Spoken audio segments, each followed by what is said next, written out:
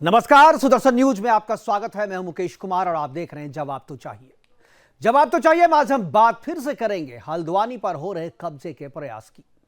मामला केवल हल्द्वानी की रेलवे की जमीन से अतिक्रमण हटाने या नहीं हटाने का नहीं है, बल्कि अतिक्रमण के जरिए पहले जमीन, फिर इलाका और फिर पूरे क्षेत्र पर कब्जा करने का है।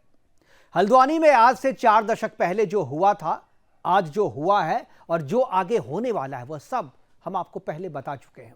आज एक बार फिर आपको याद करवा देते हैं कि कैसे हल्द्वानी में रेलवे की जमीन पर कब्जा करने से शुरू हुआ था मामला। पूरे देवभूमि पर कब्जा करने तक जो मामला शुरू हुआ था हल्द्वानी पर कब्जा करने का, वो पूरे देवभूमि पर कब्जा करने तक पहुंच गया है। 1974 में जब बनभूलपुरा क्षेत्र के रेलवे की जमीन पर कब्जा की शुरुआत हुई थी, तब 1-2 लोगों ने ही रेडी पटरी लगानी शुरू की थी वहां पर। फिर उसी में से अपने लोगों ने परिवार को बुला लिया, फिर अपने रिश्तेदारों को, फिर अड़ोस पड़ोस के लोगों को बुलाया और धीरे धीरे पूरी गफूर बस्ती वहां पर बसा दी गई। पहले दुकान, फिर झुग्गी, फिर कच्चा मकान, उसके बाद पक्का मकान, उसके बाद बस्ती, फिर बाजार और अंत में पूरी कॉलोनी बसा दी गई। इनके वोटर कार्ड भी बना दिए गए और आधार कार्ड भी बना दिया गया। और अब इस गफूर बस्ती में स्कूल भी है, अस्पताल भी है, मस्जिदें भी हैं, मजार भी हैं और इन सब को सहेजने के लिए एक मजबूत मुस्लिम वोट बैंक भी है, जिसके वोटों की संख्या लगातार बढ़ती जा रही है। क्या यह सब कुछ एक दिन में हो गया? क्या यह सब कुछ एक व्यक्ति या एक परिवार ने कर दिया? क्या यह सब बिना किसी योजना के, बिना किसी मकसद के हो गया? नहीं, इन सब के पीछे एक ही मकसद है और वो है गजवाए हिंद का। इन सब के पीछे भी वही टूल किट और इकोसिस्टम काम कर रहा है जो दिल्ली के जहांगीरपुरी और शाहीन बाग में कर रहा था। इस लैंड जिहाद को अंजाम तक पहुंचाने के लिए यूपीएससी जिहाद के मोहरे तो इस्तेमाल हुए ही, साथ में न्यायपालिका और राजनीति में बैठे इस इकोसिस्टम के लोगों ने भी अपने प्रभाव का इस्तेमाल कर इसे अंजाम तक पहुंचाया है। सुप्रीम कोर्ट ने हाई कोर्ट के फैसले पर स्टे लगाकर इस अतिक्रमणकारियों को केवल समय ही नहीं दिया है, बल्कि इन्हें पुनर्वासित करने की बात कर रहे इनके अवैध और आपराधिक कृत्यों को लीगलाइज भी कर दिया है। आज अपने प्रोग्राम में हम चर्चा करेंगे कि क्या हल्द्वानी के अतिक्रमण पर कोर्ट का स्टे इकोसिस्टम की जीत है? क्या अतिक्रमणकारियों को पुनर्वासित करने का फैसला अतिक्रमणकारियों के हौसले को बढ़ाएगा? और क्या यह लैंड जिहाद देवभूमि के अस्तित्व के लिए खतरा है? और सबसे अहम कि पाकिस्तान से विस्थापित हुए हिंदुओं को अभी तक छत तक नहीं मिली है, लेकिन जिहादी अतिक्रमणकारियों को पूरी कॉलोनी दे दी गई है। क्यों दे दी गई है और कौन है इसके पीछे, सब पे चर्चा करेंगे अपने मेहमानों के साथ और परिचय भी करवाएंगे उनके साथ। लेकिन पहले एक रिपोर्ट देखते हैं। आज जो फैसला आया है उस फैसले पर हमने एक छोटी सी रिपोर्ट तैयार की है, वो रिपोर्ट देखिए। उसके बाद जो प्रतिक्रियाएं आए हैं वो प्रतिक्रियाएं भी सुनाएंगे आपको और उसके बाद चर्चा की शुरुआत करेंगे।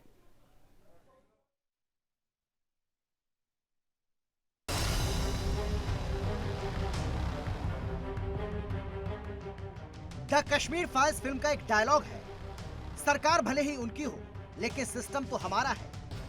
आज जब माननीय सुप्रीम कोर्ट ने हल्द्वानी लैंड जिहाद से अतिक्रमण हटाने के विरोध में फैसला दिया, तो ये डायलॉग एक बार फिर से लोगों की जुबान पर आ गया है। ये उनके इकोसिस्टम की ही ताकत है कि पहले रेलवे की जमीन पर अवैध रूप से कब्जा किया और सुप्रीम कोर्ट से उसे एक तरह से लीगलाइज करा लिया। हल्द्वानी मामले में सुप्रीम कोर्ट ने कहा है, चूँकि ये लोग 60 सालों से ज्यादा समय से यहाँ रह रहे हैं और इसीलिए इन्हें ऐसे न हटाया जाए। अगर हटाना है तो इनके पुनर्वास की व्यवस्था की जाए। ये तो वही बात हो गई कि पहले सामूहिक रूप से कब्जा करो और जब आपको वहाँ से हटाया जाए तो मानवीय संवेदना के नाम पर माननीय न्यायालय से इस कब्जे पर वैध होने की मुहर लगवा। ये सिर्फ हल्द्वानी में नहीं हुआ, बल्कि इससे पहले दिल्ली के जहांगीरपुरी, शाहीन बाग और मदनपुर खादर में भी यही हुआ था। यहाँ पर लैंड जिहाद से जमीन को मुक्त कराने के लिए बुलडोजर पहुंचा तो वहाँ भी यही इकोसिस्टम सक्रिय हुआ था और न्यायालय से रोक लगवा ली थी। ये मामला सिर्फ लैंड जिहाद का नहीं है, बल्कि डेमोग्राफी बदलाव का भी है। अब सुप्रीम कोर्ट के आदेश के अनुसार या तो इन लोगों को वहीं पर बसाया जाएगा या दूसरी जगह पुनर्वास की व्यवस्था की जाएगी। अर्थात ये लोग जहाँ भी रहेंगे वहाँ की डेमोग्राफी में बदलाव होगा। जब डेमोग्राफी बदलती है, किसी भी क्षेत्र में हिंदू जनसंख्या कम होती है तो क्या होता है, ये हम कश्मीर में देख चुके हैं, कैराना में देख चुके हैं, असम में देख चुके हैं, बंगाल में देख चुके हैं। इसके बाद सवाल उठ रहा है कि क्या देवभूमि उत्तराखंड भी इस साजिश का शिकार हो रही है? क्या हल्द्वानी लैंड जिहाद डेमोग्राफिक बदलाव की जिहादी साजिश का हिस्सा है? Bureau report, Sudarshan news. देखिए, उस पर हमारा पहले से ही ये मानना था कि चूँकि न्यायालय का मामला है, न्यायालय जो भी आदेश करता उसके साथ हमारी सरकार उस पर आगे कार्रवाई करती, आगे काम करती। हम न्यायालय के रुख पर ही थे। न्यायालय जो भी आदेश करेगा वो हमेशा हमें मान्य होगा। माननीय सुप्रीम कोर्ट का सुप्रीम जजमेंट मानवीय मूल्यों की रक्षा हो गई। हम सब लोग चिंतित थे कि यदि डिमोलिशन होगा, 52,000 लोग सड़कों पर आएंगे तो हमारे राज्य का जो मानवीय चेहरा है उस पर दाग लगेगा। हम चिंतित इस बात को लेकर के थे कि हमारा ये शांत प्रदेश लोगों की चीखों से गूंजेगा और एक अशांति फैलेगी। सुप्रीम कोर्ट ने इस मानवीय पक्ष को समझा और उन्होंने तोड़ फोड़ की कार्रवाई, जो नोटिस आदि जारी किए गए थे, जो वहाँ पुलिस फोर्स भेज दी गई थी, तोड़ने की पूरी तैयारियां हो गई थी, वो सब पर रोक लगा दी और राज्य सरकार से कहा है कि इस समस्या का समाधान निकाल कर लाओ, कैसे लोगों को बसाना है। माननीय उच्चतम न्यायालय का बहुत धन्यवाद। उन्होंने मानवीय पहलू भी सुना और 4,365 परिवारों के सर पर छत बची रहे, इस बात को भी समझा। 40-40, 50-50 साल से लोग वहाँ रह रहे हैं, उस बात पे भी उन्होंने ध्यान दिया और फाइनली रोक दिया रेलवे को कि आप छत नहीं उजाड़ सकते लोगों के सर से जब तक आपके पास कोई ठोस आधार ना हो और जब तक कि आप उनको रिहेबिलिटेट करने का कोई प्लान ना हो। देखिए, उस पर हमारा पहले से ही ये मानना था कि चूँकि न्यायालय का मामला है, न्यायालय जो भी आदेश करता और हमें पूरी उम्मीद है कि आगे को भी जो है फैसला सुप्रीम कोर्ट की तरफ से हमारे ही हक में आएगा। अभी तो स्टे हुआ ना, कार्रवाई अभी रहेगी, तो सुप्रीम कोर्ट के तक ये सब हमारे नेता लोग जा रहे हैं और जाएंगे, कागजात दिखाएंगे, हमारे पास सबूत है। इंशाअल्लाह सुप्रीम कोर्ट का हर अधिकारी हमारी बात को जो है सुनेगा और फैसला देगा। सुप्रीम कोर्ट के जस्टिस का और सुप्रीम कोर्ट का बहुत सम्मान करता हूं कि उन्होंने ये फैसला गरीब मजलूमों के हक में किया है, ना कि हमारे हक में किया है, ना किसी एक आम आदमी के पक्ष में किया है। उन्होंने छोटे छोटे मासूम बच्चों को देखा, यहाँ की रजिस्ट्रियाँ देखी और सबसे ज़्यादा मैं शुक्रिया अदा करता हूँ बैरिस्टर असदुद्दीन ओवैसी साहब का और दूसरा पूर्व मुख्यमंत्री मायावती जी का मैं शुक्रिया अदा करना चाहता हूँ। और हमें पूरी उम्मीद है कि तो जो अतिक्रमणकारी हैं, खुशी की लहरें, मिठाइयाँ बांटी जा रही है, प्रतिक्रियाएं दे रही हैं, शुक्रिया अदा किया जा रहा है असदुद्दीन ओवैसी का और उन सब लोगों का जिन लोगों ने इन अतिक्रमणकारियों का इस्तेमाल वोट बैंक की तरह किया है। हमारे साथ कुछ मेहमान जुड़ गए, उनसे आपका परिचय करवाते हैं। विनोद सुयान जी है, प्रवक्ता बीजेपी, इसके अलावा लखपत बुटोला जी है, प्रवक्ता कांग्रेस, और दिलीप कुमार हैं, हिंदू शरणार्थी के तौर पे हमारे साथ जुड़े हैं, जो कि पाकिस्तान से आए हैं और भारत में हिंदू शरणार्थी की तरफ रह रहे हैं। अभी तक दशकों से यहाँ रह रहे हैं, लेकिन इनके सर पर अभी तक छत नहीं पहुँच पाया है। मेहताब उस्मानी मुस्लिम स्कॉलर के तौर पर हमारे साथ जुड़ेंगे। सभी मेहमानों का स्वागत है और चर्चा की शुरुआत लखपत बुटोला जी से करूँगा, क्योंकि कांग्रेस इसे अपनी जीत बता रही है। कांग्रेस ने जो कल कहा था, बुटोला जी कल भी आपसे बात हो रही थी और आप कह रहे थे कि भाई सुप्रीम कोर्ट में है मसला और सुप्रीम कोर्ट ने इस पे स्टे लगा दिया। पहली प्रतिक्रिया कि आप लोग स्वागत कर रहे हैं सुप्रीम कोर्ट के इस फैसले का, तो सबसे पहले प्रतिक्रिया मैं आपकी चाहूँगा इस पे, और साथ में मैं ये भी आपसे सवाल पूछूंगा कि सुप्रीम कोर्ट ने जो फैसला दिया है उसको आप किस आधार पर, केवल मानवीय आधार पर कर रहे हैं या आपको लग रहा है कि जो अतिक्रमणकारी हैं वहाँ पर, जो हल्द्वानी में अतिक्रमणकारी हैं, जो फैसला सुप्रीम कोर्ट ने हल्द्वानी के अतिक्रमणकारियों के लिए लिया है, वो देश भर में जहां भी अतिक्रमण कर रहे हैं लोग, सब पर यही फैसला लागू हो? देखिए, पहले कोर्ट का फैसला नहीं है, उन्होंने निश्चित इसमें रेलवे वालों से और राज्य सरकार से उनका पक्ष जानने के लिए 8 तारीख तक के लिए इस पे रोक लगाई। मैं एक बात आपसे कह सकता हूँ, आप इस चीज को मुकेश जी समझ लीजिएगा, ये कोई आप एक चीज को, हमने कल भी कहा था कि जो बातें आप कह रही है, जो आप कह रहे थे कांग्रेस अपने घर में ले जाए, आज कोर्ट ने फैसला दिया, सुप्रीम कोर्ट ने एक जजमेंट किया है, तो आपको ये नहीं चाहिए कि कल आपके घर में ले जाए, आपके घर में रखे। एक चीज होती है कि हिंदुस्तान का नागरिक यदि कोई व्यक्ति है और 60 साल से रह रहा है, उसका पक्ष सुना जाना चाहिए, उसको न्याय का एक तराजू मिलना चाहिए, समय मिलना चाहिए। कोर्ट ने वो समय दिया है और निश्चित रूप से कोर्ट के फैसले चाहे किसी भी मामले में उसका स्वागत किया जाता है, और वो चाहे हाईकोर्ट का हाईकोर्ट के फैसले को भी हमने ये नहीं कहा था कि हाईकोर्ट का फैसला गलत है। दो चीज समझ, हमने राज्य सरकार से ये जरूर कहा था कि जो लोग वहाँ पे लगभग 50-52 हजार जो लोग हैं, छोटे बच्चे, यतीम लोग हैं, बुजुर्ग लोग हैं, जो असहाय लोग हैं, उन लोगों को मौका दिलाया जाना चाहिए। उनके मानवीय आधार पे उनके लिए एक जगह मिलनी चाहिए, सरकार उनकी व्यवस्था करे। आखिर सरकार की ये काम होता, सरकार का काम उजाड़ना नहीं होता किसी को, सरकार का काम अपने लोगों को बचाना, उनका अच्छाई करना। लेकिन अतिक्रमण का हम स्वागत नहीं करते, हम उनका कोई पक्ष नहीं लेते। इसे देश के अंदर आप ध्यान दें। चलिए, आप कह रहे हैं, मैं पहले सब अपने जितने पैनलिस्ट हैं सबसे एक बार प्रतिक्रिया लूंगा, उसके बाद मैं फिर अपनी बात पूछूंगा, अपने सवाल पूछूंगा। आपकी बात अगर पूरी हो गई तो विनोद जी के पास जाना। विनोद जी, आप क्या कहेंगे, आपकी क्या प्रतिक्रिया है? जो लखपत जी कह रहे हैं, सहमत हैं आप? मैंने पूरा विषय सुना नहीं, एक बार के लिए थोड़ा आवाज नहीं आ पाई थी। आपके सभी दर्शकों को मैं नमस्कार करना चाहता हूँ, और टीवी चैनल पर जो मेरे साथी प्रवक्ता बंधु हैं उन सबको भी मेरा नमस्कार। एक बार आपका विषय आ जाए तो मैं पुनः उसकी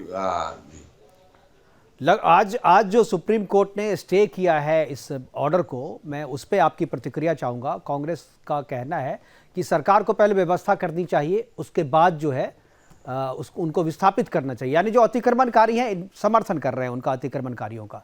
आपकी प्रतिक्रिया?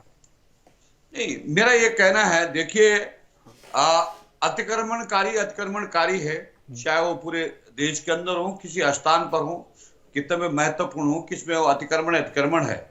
लेकिन इस मामले में ये मामला प्रारंभ तब हुआ था जब 2016 में वो पुल, एक रेलवे का पुल था, वो कमजोर हो रहा था।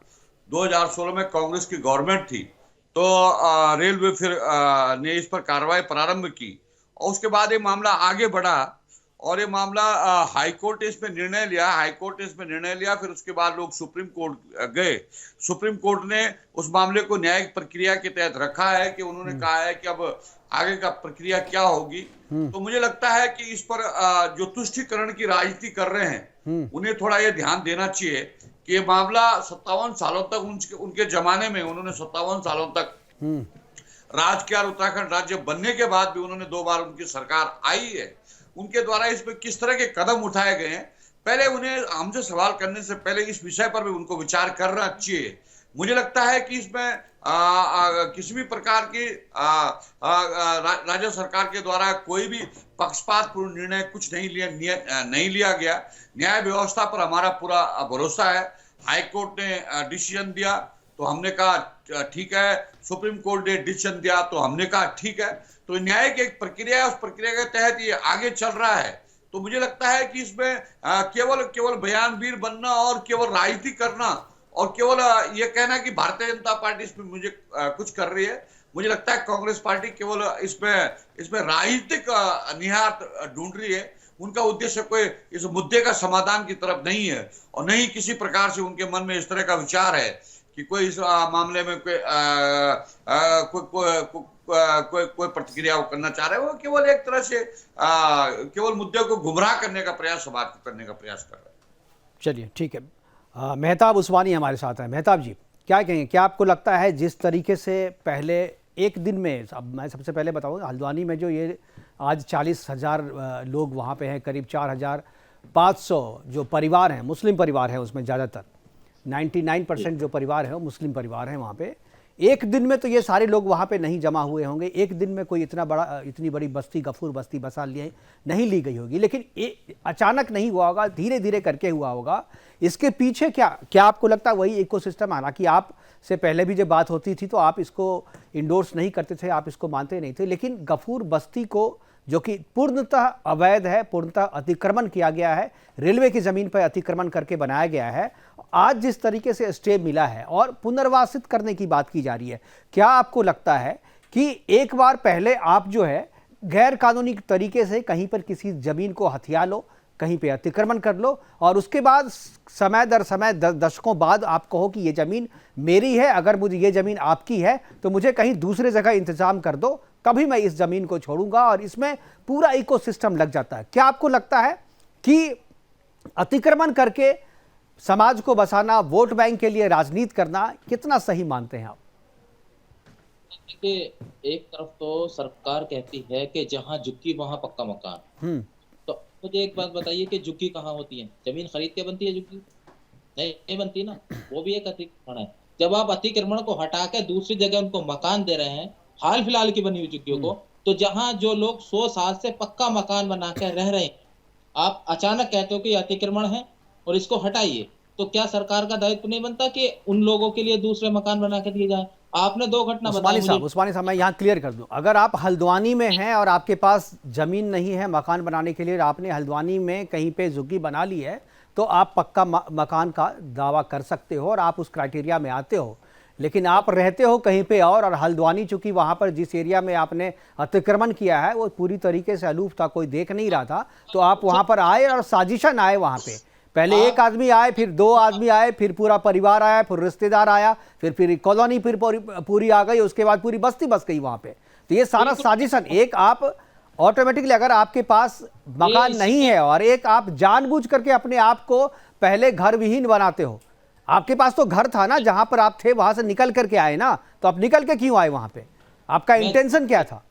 आपको साजिश इसमें लग रही है कि उस बस्ती में धर्म विशेष के लोग रहते हैं, मुस्लिम धर्म के लोग रहते हैं। आपको इसलिए आपको साजिश लग रही है। आपको दिल्ली के शादीपुर में कठपुतली कॉलोनी पिछले 55 साल से बसी हुई थी इलीगल, उसको तोड़ के इन्होंने वहां फ्लैट बनाए रहे जाने, और वहां उन लोगों को फ्लैट दिए गए, अलग से बिल्डिंग बना के फ्लैट दिए गए। क्यों?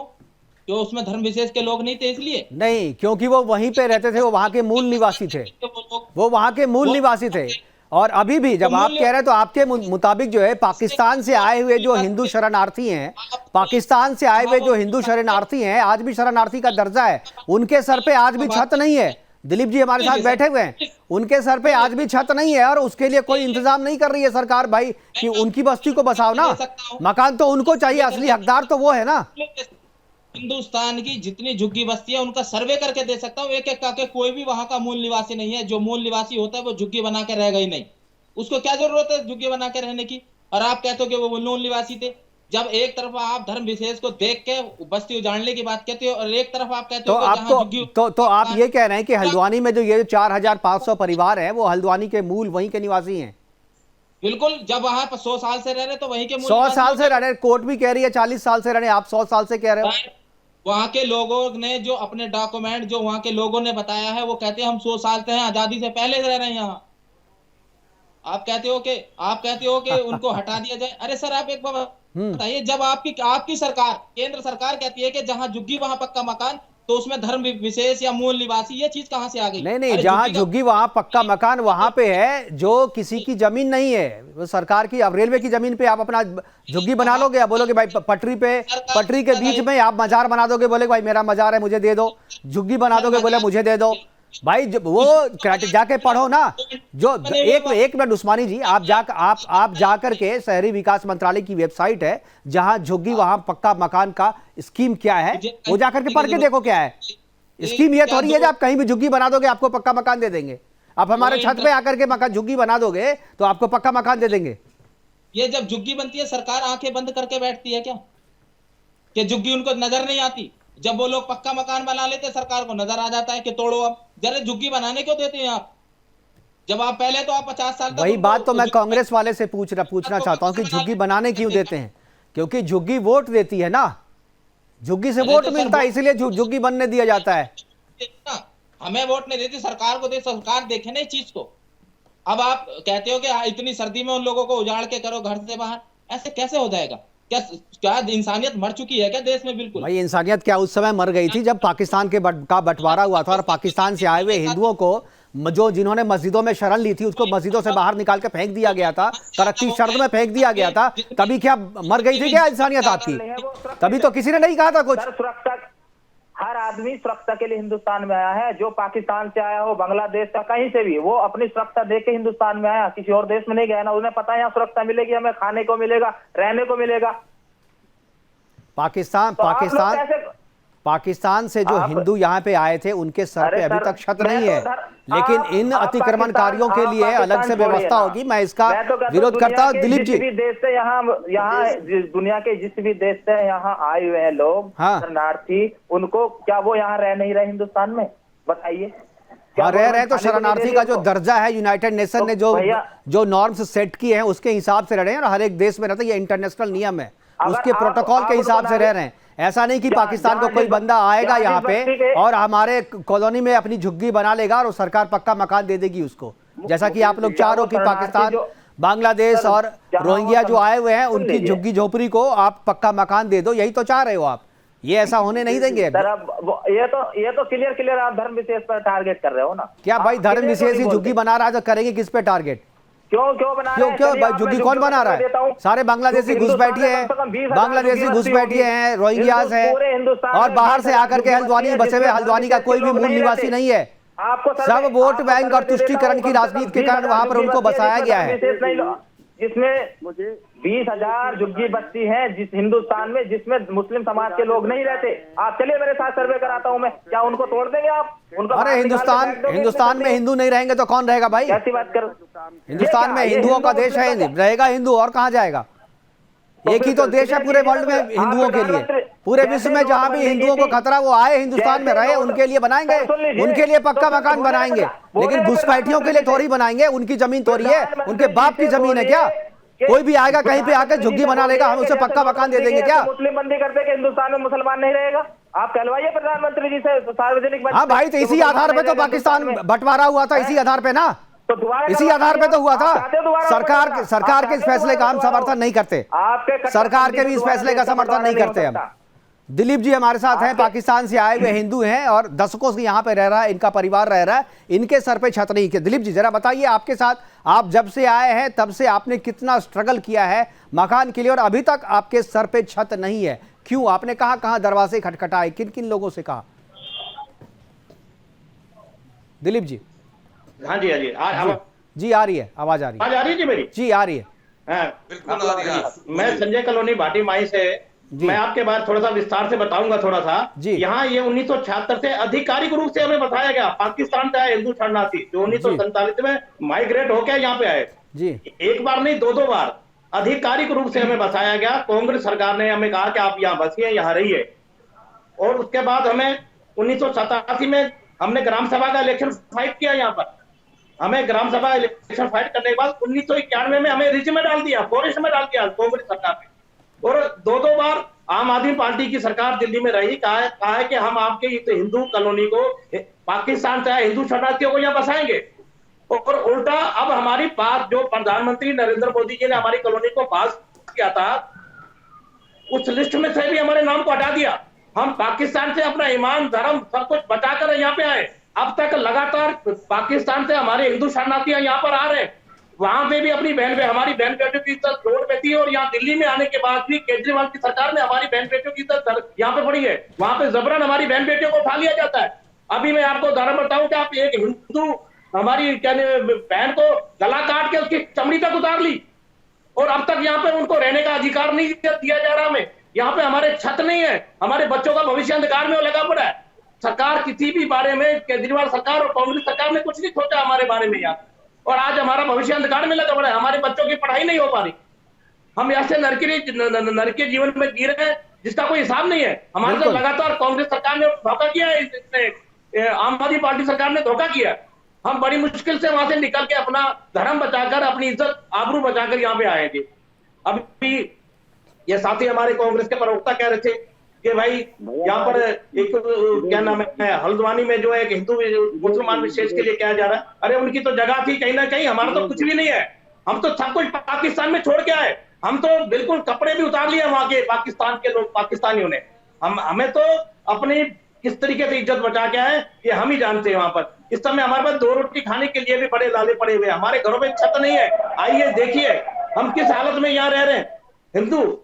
मैं तो भारत के प्रधानमंत्री नरेंद्र मोदी जी से निवेदन करूंगा आपके चैनल के मार्फत, और दिल्ली सरकार को कहूंगा कि हमारे हिंदू शरणार्थियों को भी जगह दी जाए। हम कहां पर रहे? देखिए 15-20 एक परिवार में लोग हैं, किस तरीके से हम रहे। और यहाँ पे बैठे हुए लोग जिन्होंने अतिक्रमण कर रखा है, जो बांग्लादेश से आए हुए लोग हैं, जो यहाँ पर रह के देश के खिलाफ काम करते हैं, और उन लोगों को तो ये बसाने की बात करते हैं। जो हम हिंदू वहां से अपनी बहन बेटियों की इज्जत बचाकर यहाँ पे पहुंचे, हमारे लिए कुछ भी नहीं होगा। हम हिंदू जाएगा तो हिंदुस्तान के अलावा लखपत जी बताइए, लखपत बटोला जी आप भी बताइए, और आप मेहताब उस्मानी आप भी बताइए, और विनोद सान्याल जी आप भी बताइए। लखपत जी क्या कहेंगे, इनके लिए छत का इंतजाम कौन करेगा? क्या इनके लिए कभी आवाज उठाई है आपने? आपकी सरकार में ही आए थे ये, जब आपकी सरकार थी यहाँ पे उन्होंने ही बसाया। बताइए लखपत जी। जी, आपने अच्छे सवाल पूछे हैं। पहले मैं उन चीजों का जवाब दे दूं। पहले जी आवाज आ रही है? जी आ रही है, बोलिए। मैं एक बात कह रहा हूँ, मान्यवर जितनी चीजें चैनल पे चला रहे हैं, इतने तथ्य आप चैनल के माध्यम से दे रहे, इतने तथ्य यदि आप सुप्रीम कोर्ट में खड़े होके देते तो शायद फैसला दूसरा हो। ये पैरवी आपने सुप्रीम कोर्ट में की होती या स्वयं खड़े हो जाए। आपकी आवाज नहीं आ रही, एक बार फिर से बोलिए आप।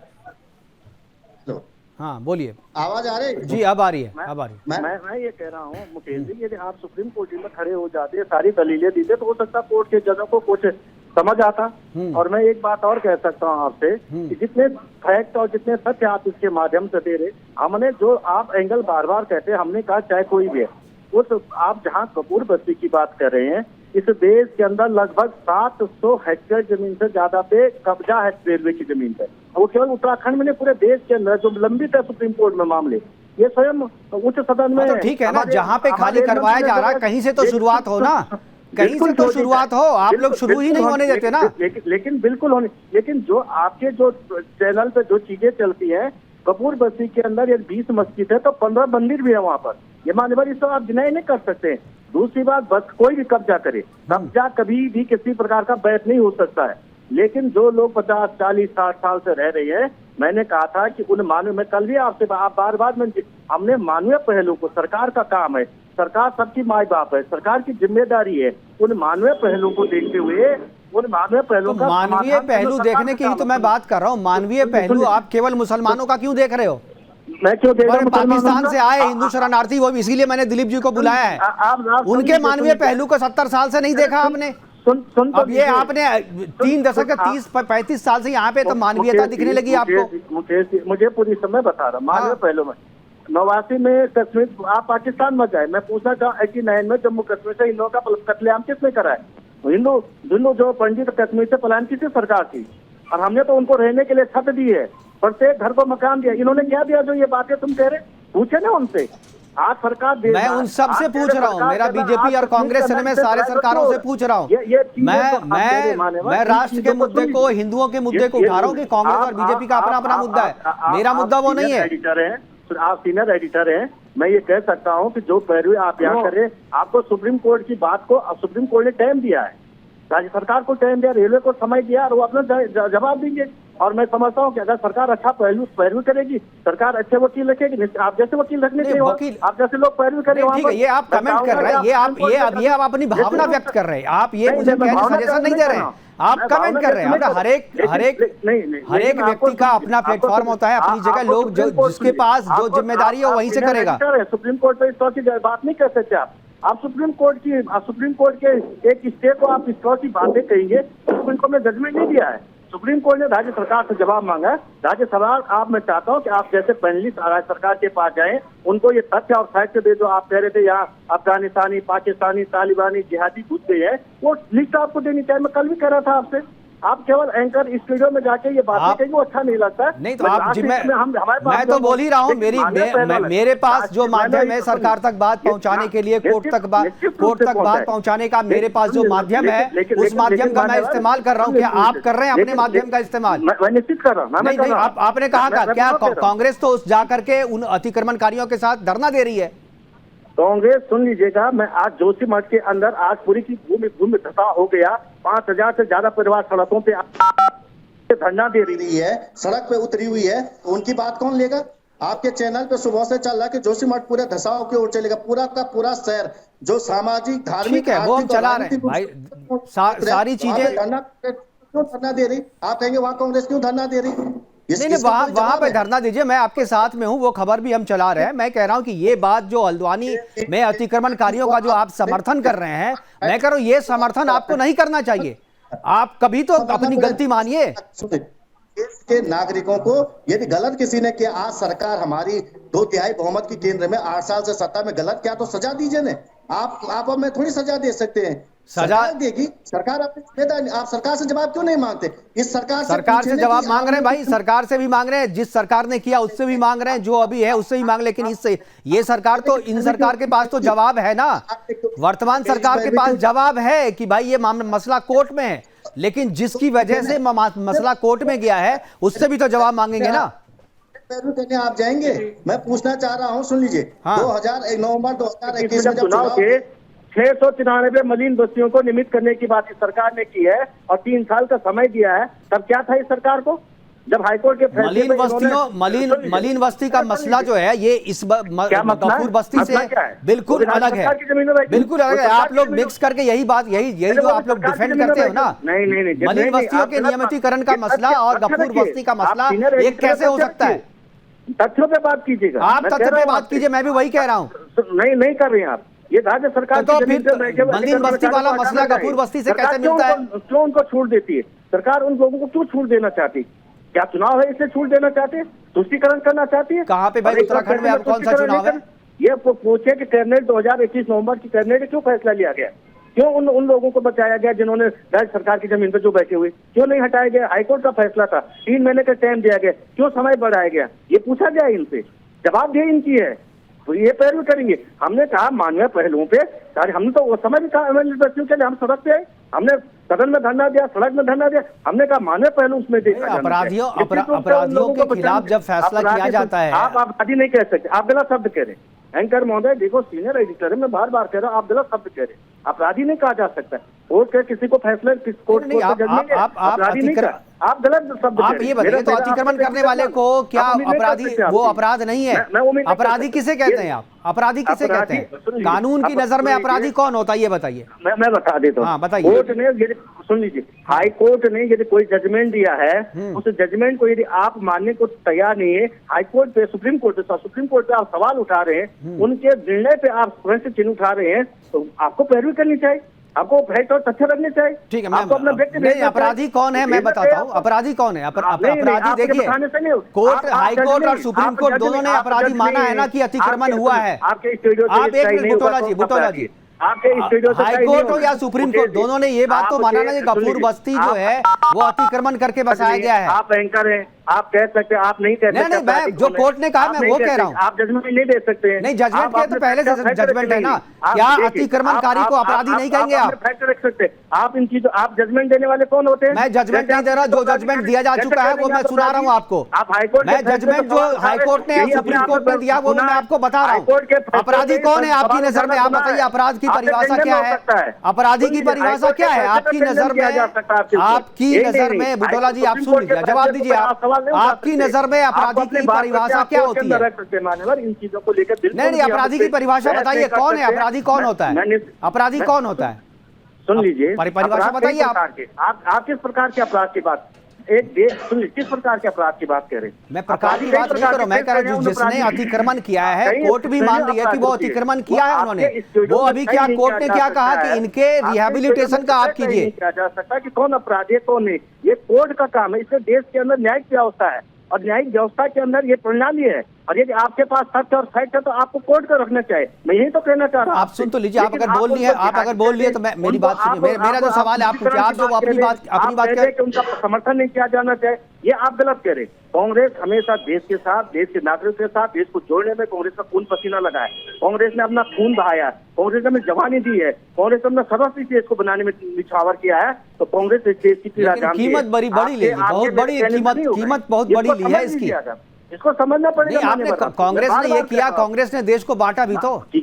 कांग्रेस ने ही तो पाकिस्तान दिया है, कांग्रेस ने ही तो पाकिस्तान दिया है, कांग्रेस ने ही तो कश्मीर दिया है। सारी समस्याएं भी तो कांग्रेस की है। जब आप क्रेडिट ले रहे हैं तो डिस्क्रेडिट किसके सर जाएगा?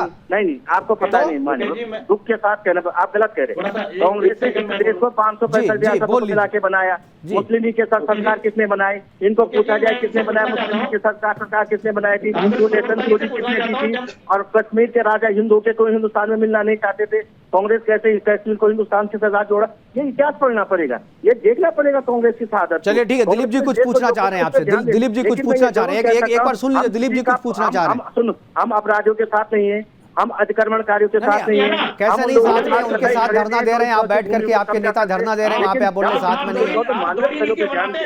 आप सुनिए, मैं आपसे पूछना चाहता हूँ, सुनिए जी, मैं आपसे पूछना चाहता हूँ, जब सीए कानून बन रहा था हिंदुओं के लिए, पाकिस्तान से, बांग्लादेश से, अफगानिस्तान से आए लोगों के लिए, जो वहाँ से उत्पीड़ित किया जाता था, जिनकी बहन बेटियों की इज्जत की जाती थी, जो अपना धर्म बचा के आए थे, आपने शाहीन बाग में किस लिए? लखपत जी एक बार सुन लीजिए, आपसे सवाल पूछ रहे हैं दिलीप जी, आपसे सवाल पूछ रहे हैं कुछ। जी दिलीप जी पूछिए दिलीप कोटेला जी, मैं आपसे ये पूछना चाहता हूँ, पाकिस्तान से, अफगानिस्तान से और बांग्लादेश से जो हिंदू शरणार्थी इंडिया में आ रहे थे और भारत सरकार ने उनके लिए सीए कानून ला रही थी, हमें नागरिकता देने के लिए, किसी की नागरिकता छीनने के लिए नहीं आ रहे थे हम यहाँ पे, हमें भारत सरकार नागरिकता दिया था, धार्मिक उत्पीड़ित हमारा किया जा रहा था, बहन बेटियों की इज्जत हमारी लूट की जा रही थी वहां पर। मुझे एक बताइए, 1947 के बाद कौन सा मुसलमान पाकिस्तान में शरण लेने के लिए गया है? किसी मुस्लिम देश में शरण लेने के लिए गया है? हम हिंदू, सुनिए मेरी बात सुनिए, हम हिंदू अपना धर्म बचा के हिंदुस्तान में शरण लेने आए, भारत सरकार हमारे लिए सीए कानून लाई, आपने शाहीन बाग में बैठकर उसका विरोध किया कि मुसलमानों को भी इसमें शामिल किया जाए। भाई मुसलमानों के लिए तो 54 कंट्री है, हमारे लिए तो हिंदुस्तान है, हिंदुस्तान के अलावा कहां जाएंगे? हमारी मरने के बाद तो अस्थियां भी तो गंगा में आती हैं, आपने उसका विरोध क्यों किया? अब अभी तक आप लोगों के विरोध की वजह से हम हिंदू शरणार्थी नर के जीवन जी रहे हैं। आज आप हल्द्वानी के लिए तो खड़े हो गए, हल्द्वानी में बोलने के लिए तो खड़े हो गए, आप क्यों नहीं बोले उस समय सीए कानून हिंदुओं के लिए लागू होना चाहिए? आप सुन लीजिए, आप बताइए। आपने बहुत अच्छे सवाल कहा है। कांग्रेस ने कब कहा कि इस देश में जो हिंदू और देश में नहीं आना चाहे उनको नागरिकता नहीं मिल? आपने विरोध किया ना जी, आप कांग्रेस के लोगों ने तो विरोध किया, सब लोगों ने विरोध किया। शाहीन बाग में कौन थे? आपको सलमान खुर्शीद कौन थे? हिंदुत्ववादी कब्र खुदेगी, जेएनयू की धरती में कौन थे? शाहीन बाग में जो हुआ, जहांगीरपुरी में जो हुआ, उन सब में कांग्रेस के लोग समर्थन कर रहे थे। मितोला जी, आप यहाँ पर भले स्वीकार करें या ना करें, और आपके लोगों ने संसद के भीतर में भी सीएए कानून का विरोध किया था, और आप लोगों ने ही कहा था कि इसमें मुस्लिम शब्द को जोड़ा जाए, जो कि कहीं से भी लॉजिकल नहीं था। फिलहाल हमारे पास समय की कमी, हमारे पास समय की कमी है। जवाब देना चाहे, विपक्षी संशय को दूर करना सरकार की जवाबदेही है, उससे सरकार बस नहीं सकती है। संशय इसमें कुछ था नहीं, संशय आप लोग जानबूझ करके पैदा कर रहे थे। हमारे पास समय की कमी है। हमारे साथ जुड़ने के लिए लखपत बुटोला जी आपका, दिलीप जी आपका, विनोद सुयाल जी आप भी हमसे जुड़े थे, अभी हालांकि फिलहाल नहीं है, आपका भी, और मेहताब उस्मानी जी आपका बहुत बहुत धन्यवाद, आप जुड़े और अपनी अपनी बातें हमारे साथ साझा की। लेकिन जहांगीरपुरी, शाहीन बाग और हल्द्वानी में जो सब चीज़, जो लोग कह रहे हैं कि ये सब चीज़ ठीक है, वो दरअसल ठीक नहीं है। ये दरअसल उस इकोसिस्टम का एक हिस्सा है, जिस सिस्टम के तहत, जिस इकोसिस्टम के तहत हल्द्वानी जैसे फार्मूले के जरिए जो है देश पे कब्जा करने की कोशिश की जाती है, डेमोग्राफी बदलने की कोशिश की जाती है। डेमोग्राफी बदलने के बाद जो है वहाँ पर पॉलिटिकली वहाँ पर कब्जा करने की कोशिश की जाती है, और एक के बाद एक, ये अभी शुरुआत केवल हल्द्वानी से है, हो सकता है आपके हमारे दूसरे इलाके में भी इस तरीके की चर्चा हो रही हो, इस तरीके का कब्जा करने का प्रयास चल रहा हो। लेकिन इसको अगर आप अपने आसपास कहीं देखते हैं तो उस पर आवाज़ उठाइए, लोगों के संज्ञान में लाइए, क्योंकि जो लोग आपके खिलाफ है, जो लोग इस इकोसिस्टम को चला रहे हैं, वो काफ़ी संगठित है, काफ़ी मजबूत है, और अगर उसे आपने चेक नहीं किया तो हो सकता है कि कल वो आपके घर के ऊपर भी झोपड़ी बना दे और कहे कि यहाँ अब मेरा अधिकार है, क्योंकि यहाँ पर मैंने अपनी झोपड़ी बना ली है। फिलहाल अभी के लिए इतना ही, दीजिए इजाज़त, नमस्कार।